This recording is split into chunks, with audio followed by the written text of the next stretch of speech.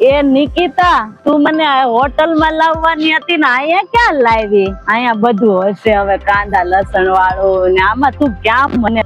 અરે બા, તમે ખાવ ને પછી કેજો. હું તમે કે અત્યારે પેલા આ લોકો છે ને સ્વામિનારાયણ છે, આ પરવીનભાઈ ની છે ને પોતે સ્વામિનારાયણ છે, હું કાંદા લસણ વગરનું. તમે એક વખત ખાવ ને પછી મને કેજો બધું.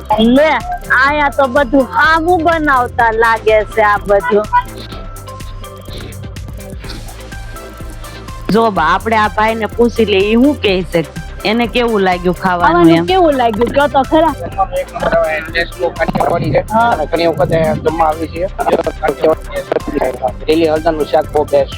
તમે આ બધા સારું કે છે, હવે ખાવા બેસી જાવ. જે તમને મગાવવું હોય ને એ મગાવી લો. હા, ફટાફટ. સારું, લે તું કેશો ને તો આપણે બેસી જઈએ, અહીંયા ખાઈ લઈએ. સારું, જોયું તો ખરા કેવું છે એમ.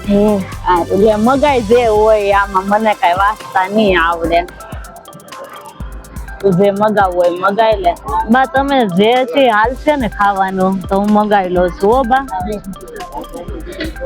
બા જો છે ને આ ખાવાનું આવું સારું આપે. હમણાં છે ને ઉત્તરાયણ છે ને, તો ઉત્તરાયણ ના નિમિત્તે આપે ઓલું સ્પેશિયલ ઊંધિયું બનાવે છે, ગુજરાતી ઊંધિયું. હા, તો તમે પેલા ખાવ ને પછી એમ આપણે લખાવવું છે ઊંધિયું કે નહીં એમ મને કેજો. તો પેલા ખાઈ લો પછી કેવાનું બધું.